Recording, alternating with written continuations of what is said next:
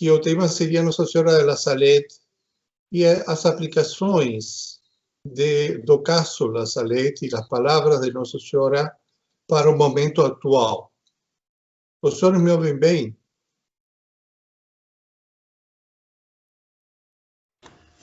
Sim, ouvimos bem.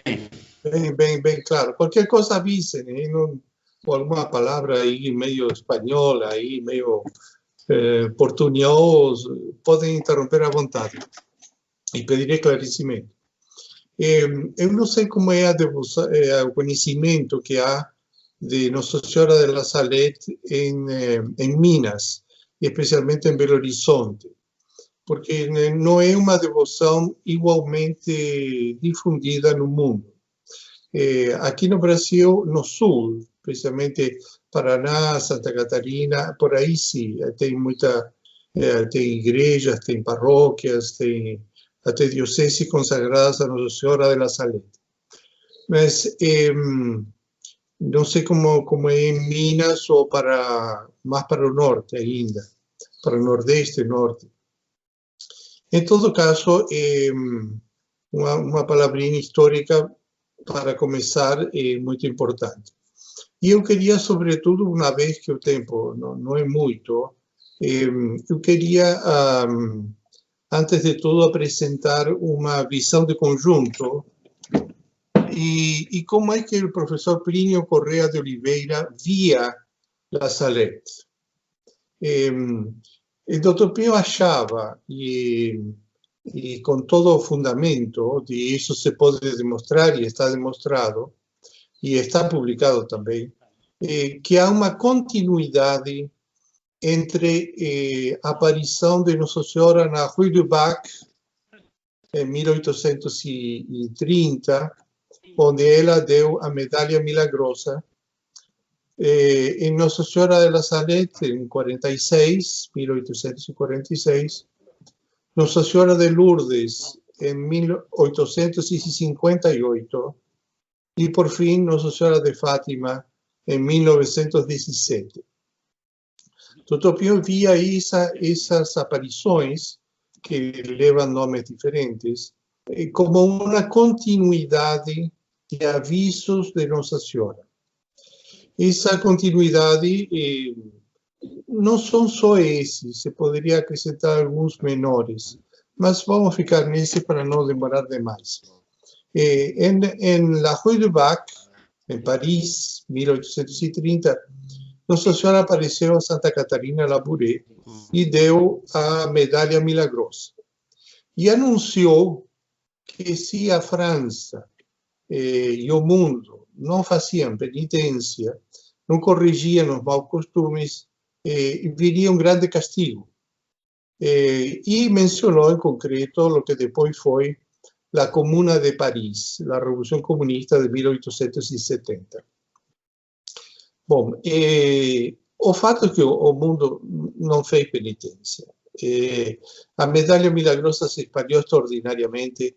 Nossa Senhora deu a medalha como um instrumento para enfrentar os males e as catástrofes que viriam, e como um instrumento de conversão, de penitência, para as pessoas receberem graças e forças, mas o mundo, a medalha está aí, nós difundimos, mas o mundo não fez penitência.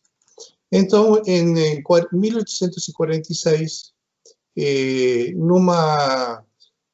num morro, ao pé dos Alpes, local bem alto, tem frio, no inverno se enche de neve, Nossa Senhora apareceu para dois pastorinhos, Melânia e Maximino. Ali Nossa Senhora fez uma coisa muito especial. Ela fez uma descrição, primeiro, dos castigos que já estavam acontecendo naquela época, que era sobretudo perda das colheitas, por causa da perda da fé e da perda dos bons costumes.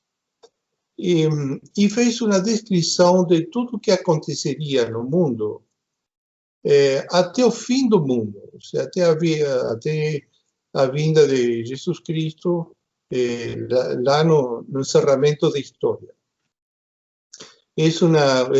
Portanto, uma visão muito longa, com muitos pormenores, e que passa pela advertência, mais uma vez, da necessidade de fazer penitência, senão viria um grande castigo. Esse grande castigo, entretanto, seria um castigo penitencial, purificador, e seria seguido de uma grande conversão e de uma época de um brilho extraordinário da Igreja, da civilização cristã, e, portanto, da devoção a Nossa Senhora. É o que São Luís Grignon chama Reino de Maria. Nós também no grupo chamamos Reino de Maria. De um tempo que dependerá dos homens, não é uma coisa que absoluta, depende da fidelidade dos homens. Quanto melhor se comportem os homens, mais vai durar. Poderá durar perfeitamente 500 anos, 1000 anos, depende aí da fidelidade dos homens. No fim da história, porque a história terá um fim, certamente, haverá uma nova queda da humanidade, mas aí já será definitivo. Virá o anticristo, virá Jesus Cristo finalmente, e encerrará a história e julgará os vivos e os mortos. Em La Salette, Nossa Senhora revelou tudo isso. É preciso ver que o local da aparição é no alto de um morro, e no fundo vê-se já os Alpes, que são montanhas nevadas. Por lo tanto, um panorama lindíssimo, grandíssimo, mas que os videntes viam a Nossa Senhora, e esse panorama das montanhas nevadas, etc., desaparecia, e os videntes viam os fatos que Nossa Senhora descrevia com palavras. Bom, Nossa Senhora disse em La Salette que os meninos podiam contar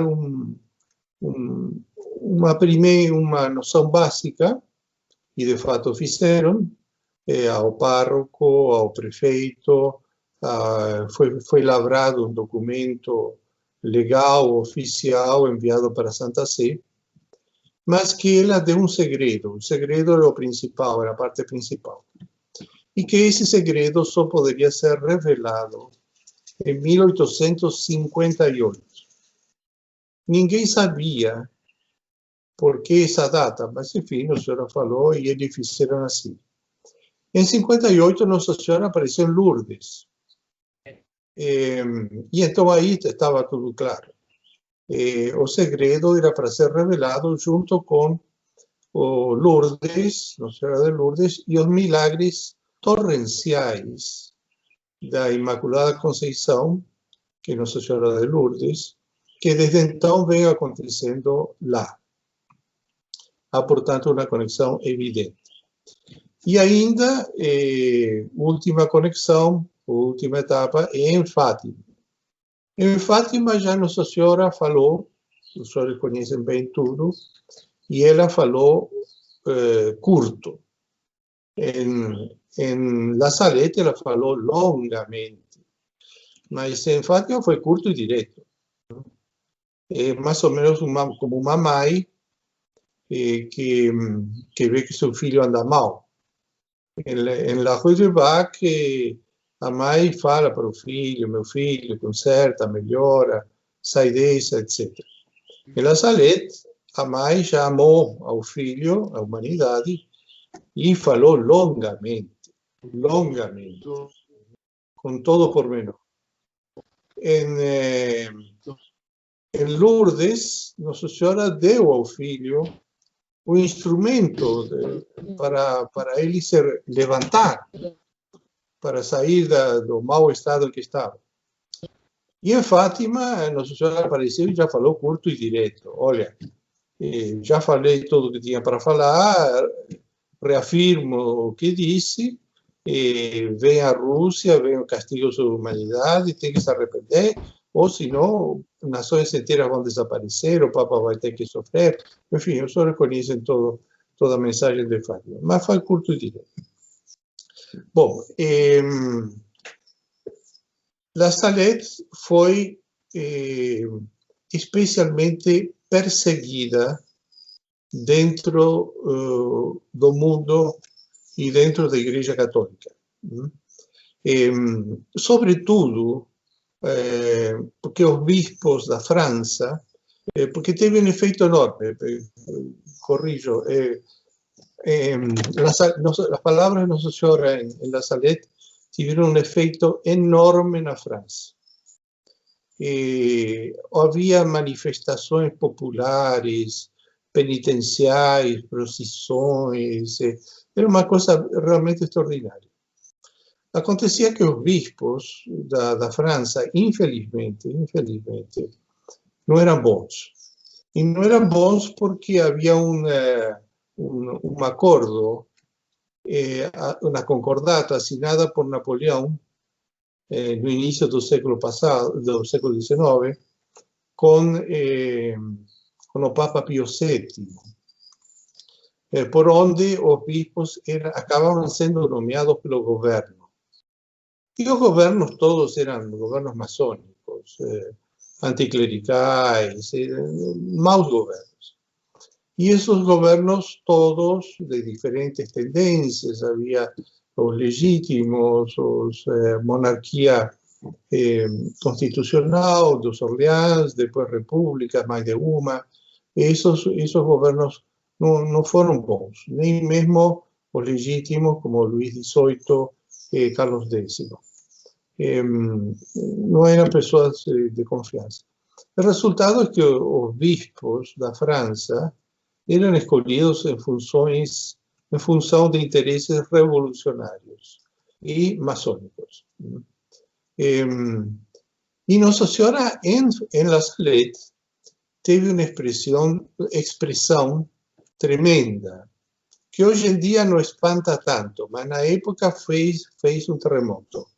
E foi dizer que os maus sacerdotes são os maus sacerdotes, não todos, os maus, são como cloacas do inferno, porque por causa de sua impureza, de sua má vida, por causa da leviandade com que celebram os mistérios sagrados, o problema da missa e etc., por causa da vontade, a volúpia de conseguir cargos públicos na igreja, quer dizer, subir para bispo, subir para cardeal.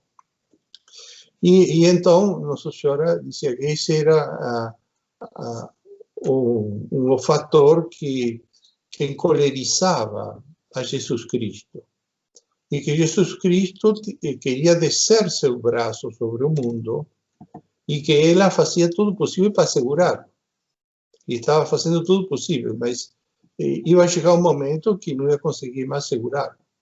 A cólera de Deus ia se desatar. Bom, os senhores imaginem que, em certo momento, uma delegação de bispos foi visitar ao Papa Beato Papa Pio IX e lhe disse que pediram ao Papa Pio IX que proibisse La Salette, porque diziam, nós já temos tanto problema. E ainda por cima, vem esta história que Nossa Senhora apareceu e disse que nós somos cloacas do inferno.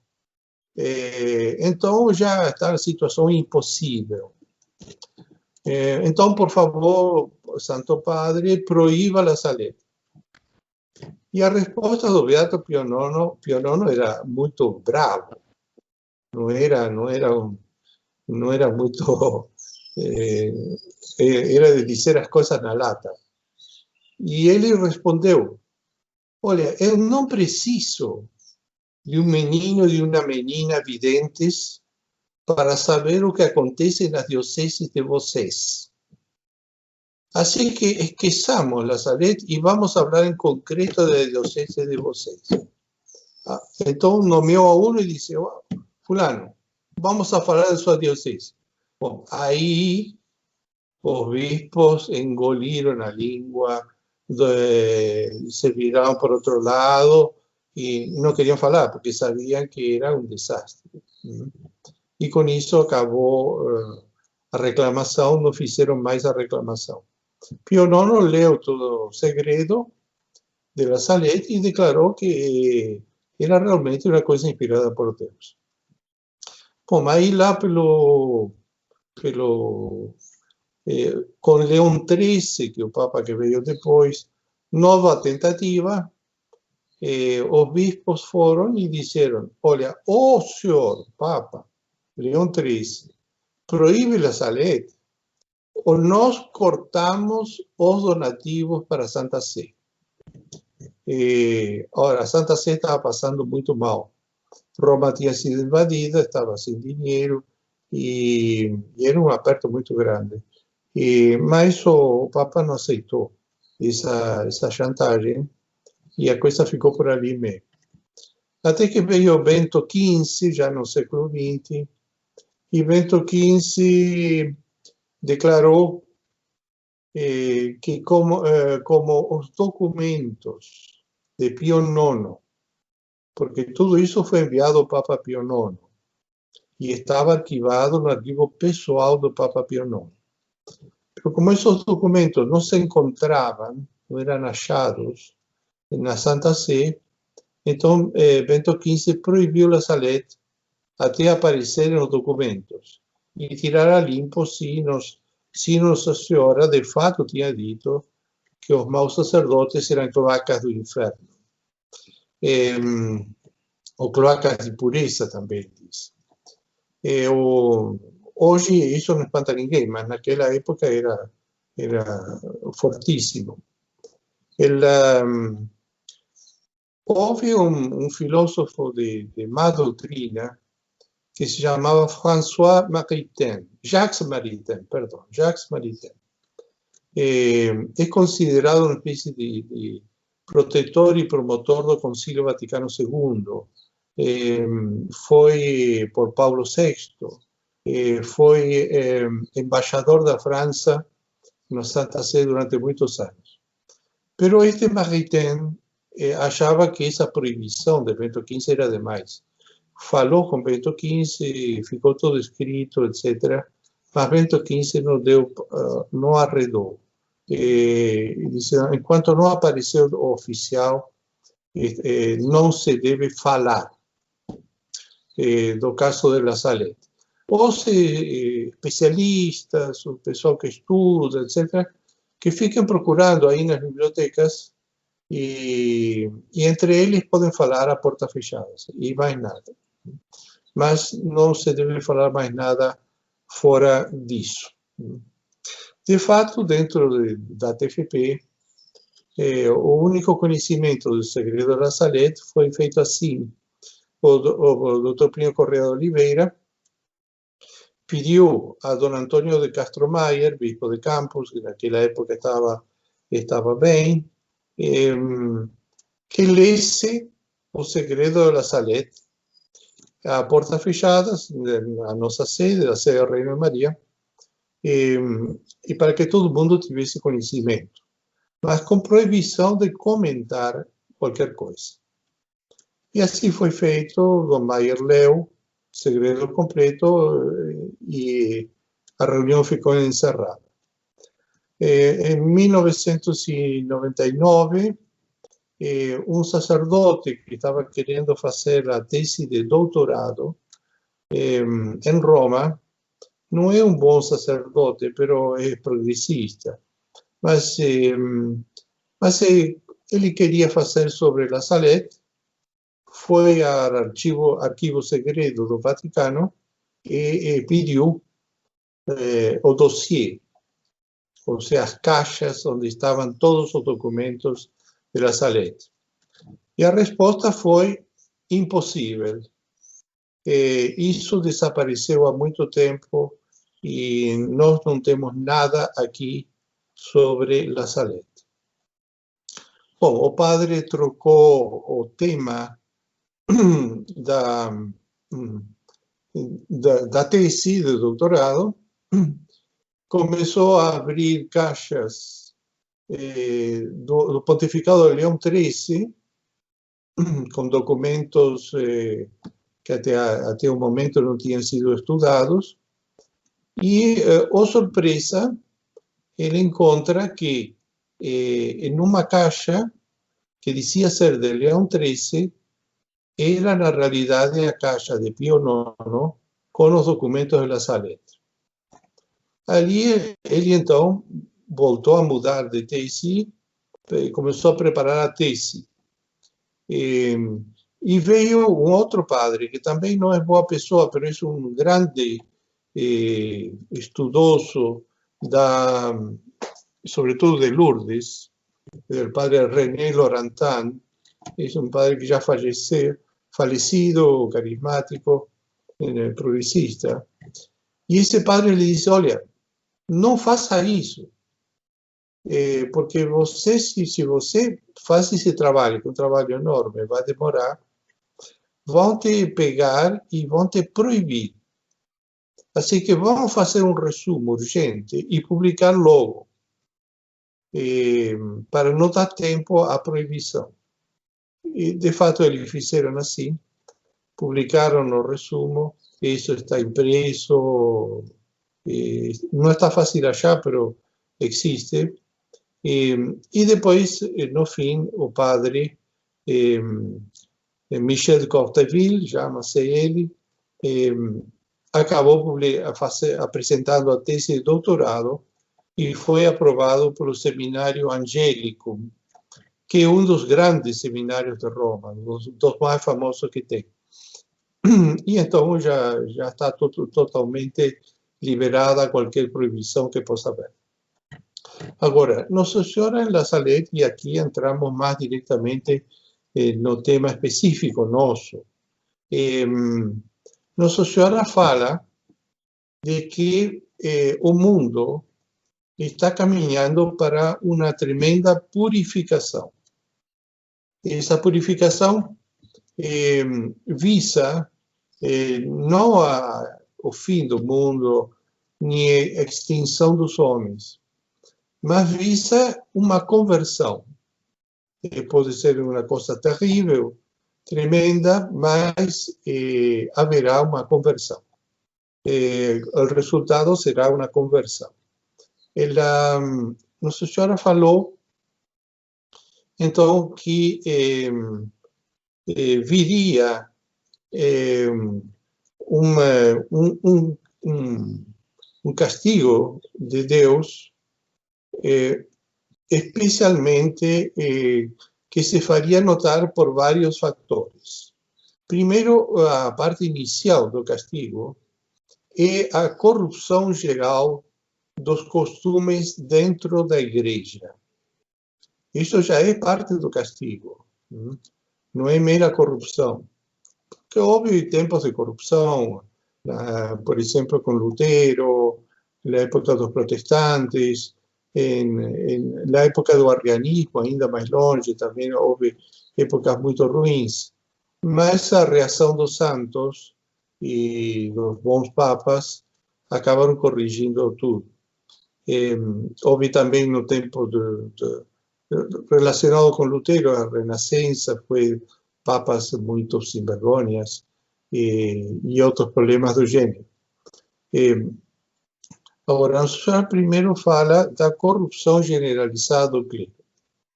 E que